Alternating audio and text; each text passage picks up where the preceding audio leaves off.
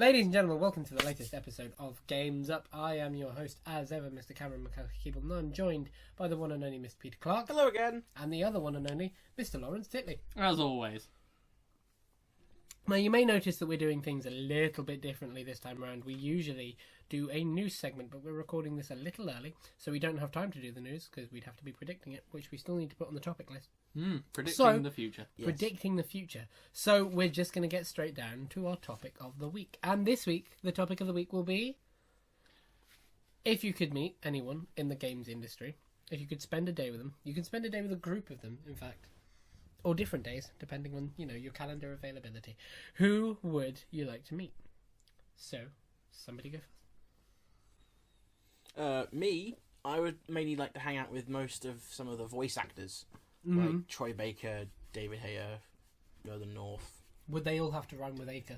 Yes. Troy Baker, David Hayter. And they'd have to be dressed up as the person that they voiced. Nolan Nater. Oh, that so would be Northern good. North has to have bits of everyone that's what making I was voices thinking. on him. Troy Baker has one half One Joe, half the other Booker, half one Troy. half Joker. Booker, that's it. Yeah. Oh, and Joker as well, of course. And he's And he's the guy from Two-Face, Italian. isn't he? Is He's he? Two-Face as well, I think. Oh. And I think he's Which would be in- ironic, he's- given what you want Yes, him to dress yes. up as. Yes. And he's Italian from Shadow of Mordor as well. Oh, really? Mm. That's cool. He's doing He's well. getting there. prolific. He's doing He's really very well. prolific. So I'd love He's to gonna talk be to him doing big about things. He gets stuff around. like that. Okay, that's cool. How about yourself? Oh, I got a few of the big game names that I definitely like to hang around. I don't know. I think I'd like to spend a day with Hideo Kojima. I think he's at least to see what happens, because I get the impression that his day is not a particularly normal one. Wouldn't it be really sad if it was just a boring office job day? Yeah, it probably would be. But I imagine him to be weird at all angles. I like the idea that you leave his company and he presses a button on the desk and everything turns back. Yeah, Kojima would be interesting. But most of all, I think I'd probably like to hang around with more on the game journalism side. I mean, that's what first actually got me interested in the layout of games below games. So like all the stuff like the female issues, or the exclusivity, and all the other infrastructure of games. The industry, yes, as a whole. Along with listening to some fantastically witty Yes, dialogue. there is some witty stuff. Stuff like some of the folks, the Escapist, Yahtzee Croshaw, or Jim Sterling, or Movie Bob. Wow. Ah, damn it! You got Movie Bob. I thought you wouldn't mention it. Yes, my famous interest in Movie Bob. You should. You should watch more Movie Bob. I should listen. He's to really more good. Movie Bob. He's really good. Yep. Yeah, so that's my set. Okay. I would love to hang out with a load of indie developers. I think there are some indie developers. I'd love to hang out with the people that made the Stanley Parable. Yes. I'd like to meet the people who made Journey. I think Would you like to hang out with Phil Fish? I kind of would, in the sense that, you know how people do extreme sports because they like the fear of death? I'd kind of like... No, I'd like to meet Phil Fish and actually, have a proper... Then you get to see the mask behind the face behind the fish mask. I'd like to have a proper conversation with him, though, because, with Twitter, you don't get enough of a story. Yeah. You get 140 characters to explain yourself as best you can, and it's not really enough to deal with the kind of issues that he's trying to, in whether it be in a good way or a bad way, depending on your perspective, deal with. And I'd actually like to have, I suppose, an argument with him, but a friendly argument, of course, but an argument nonetheless. So that'd be fun. Actually be reasonably well informed about what he... Yeah, who he is actually and what know he- who he is, what he does, why he thinks the way he does, and what informs his views. That would be really Because interesting. Indie Game the movie doesn't really give you that big of an insight, because it's more about the game he's making than. And then him all as a the person. irritation you would have at him would be justified. Well, yeah, if I came out annoyed at him after that, then at least I'd be able to say, but I tried. I'd be able to say I gave him the time of day, and that's fair enough. I'd like... No, You I giving don't Phil mean it Fish- like that. I don't know, mean it I like know. that. I would love... There are... The people who got me into the games industry are still the people that I listen to, watch, read now. I have been a fan of Podcast Beyond since its early 200s, and it's now nearly at 400. God bless you and beyond. I'd love to meet lots of the people at IGN, Greg Miller, Colin Moriarty, who you will find interesting. Colin Moriarty is a liberalist conservative. Okay. So as far from my political views pretty much as is possible. Thatcherite. No, he's a good man and he knows a great...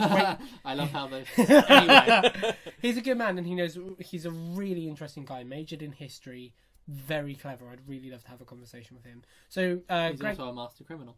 He is, yeah. Yeah. Greg Miller, Colin Moriarty, Mitch Dyer, Marty Sweaver, Ryan McCaffrey, people in IGN UK who, you know, I'd love to meet. Daniel Krupa, Chris Tilley, loads of them. I'd like to meet Keza McDonald. She's a really interesting female writer who used to write for IGN and now heads up Kotaku UK. She's cool. As you say, Yahtzee Croshaw, Movie Bob, because Bob Chipman is awesome, but I'd love to argue with him a lot. Jim Sterling.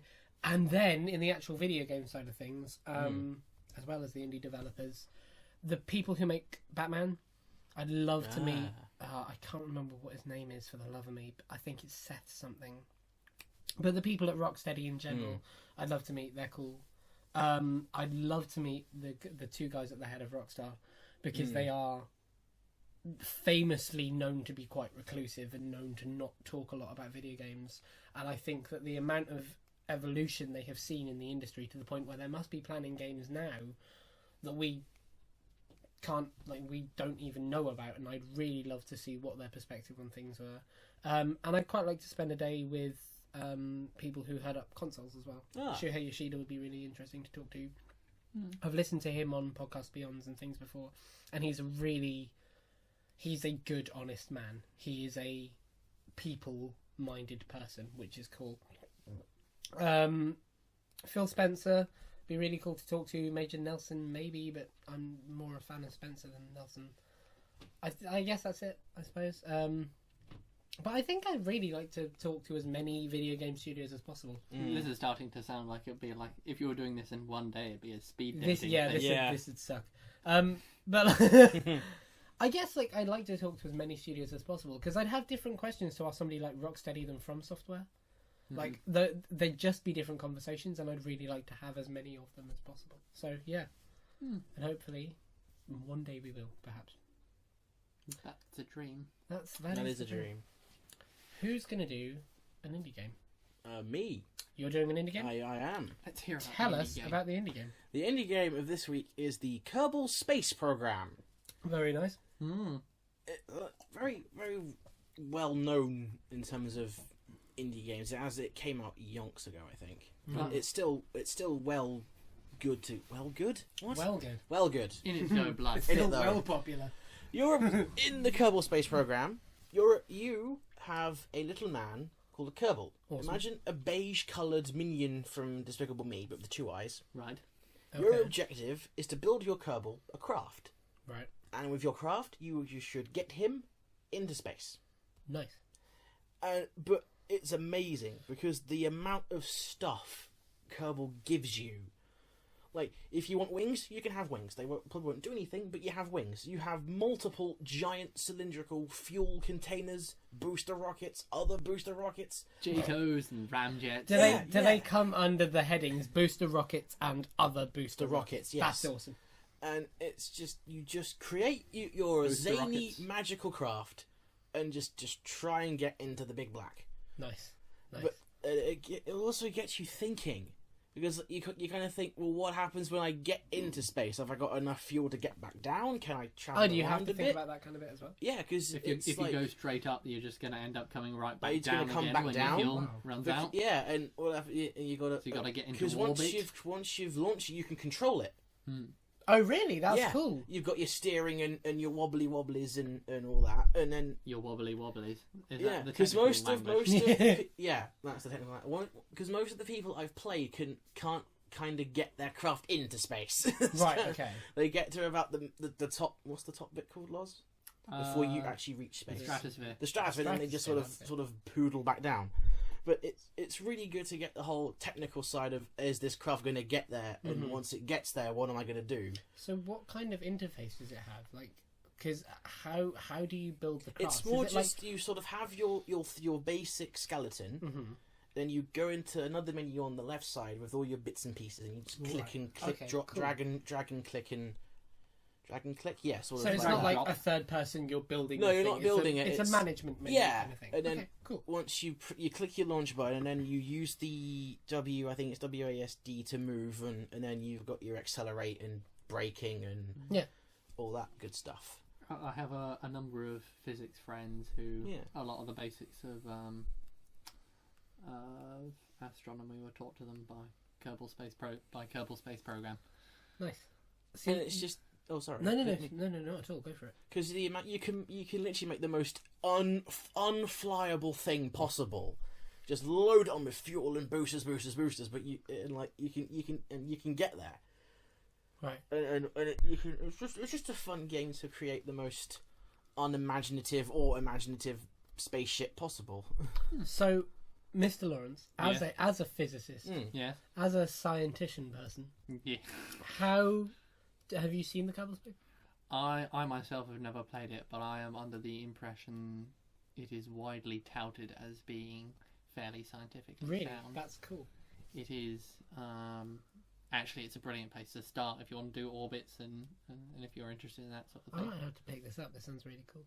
Yeah, it does the whole space rocket thing of your empty fuel ejector coming off of it once you Oh, get wow. there, and like, your little Kerbal guy's like all happy when he gets to space, and it's all So you say Kerbal, and I keep thinking of this kind of little green sock, like sock puppet thing. Muppet gerbil. Kermit the Oh, gerbil. Kermit the okay, I Gerbil, see yeah. where you're going there. Yeah, that was pretty late. That But took a long time to get to. doesn't everything I say. See, I remember that for a long time you had, and still do, a mobile game Bad Piggies. Yes, And it sounds a lot like Bad Piggies. it does. Although, with orbits and larger bodies Well, yeah, and with gravitational, science, basically. with science. Do you know what Bad Piggies is? The Oh, spin-off the from kind of Angry spin-off from Angry Birds. Birds, with yeah, the, yeah. The green piggies, you have to shoot them in devices and stuff. It kind of sounds like that. Hmm. And I like that game, so... And you don't necessarily have to make a space rocket. You can make a plane because you have runways as well. Oh, really? Yeah. So it's fairly open. 100 Mhm. different varieties of going into And space. there's also like achievements, like if you can fly around the orbit of the moon, then come back to Oh, Earth, I'm you gonna get have you to get look into some it, this sounds different really things. And Go it's to the just- far it's side of just- the moon and come back, but don't land, and you get the Apollo 13. Oh, gee. Even on- nobody, even- nobody died. Oh, okay. I Yeah. thought that was one of the ones that... That was That was Deep one of my Impact. rare non-tasteless Oh, okay. jokes. What happened there then? As they were going up, there was a problem with the. I think it was something to do with a pressure leak, Right, and there was a problem with the oxygen storage tank. Mm. right. So not only did they not have oxygen, they didn't have, because they're all powered by a fuel cell. Mm-hmm. They didn't have. They were running out of power, and they didn't have enough to go land on the moon and come back. Right. So what they ended up doing was carrying on their course, looping around the back of the moon, Mm-hmm. coming back to Earth, and landing. Oh, right. I thought you said not landing. That was why I thought... Not landing on the moon. They had Oh, okay. Sorry. I They thought had you were in- like not landing on the ground. It's like, Jesus. Apollo 13 was supposed to land on the moon, just Right. like most of the Apollos, Yeah. but it didn't. Okay, cool. I've learned something today. That all you got to say? That's all I've got to say. Awesome.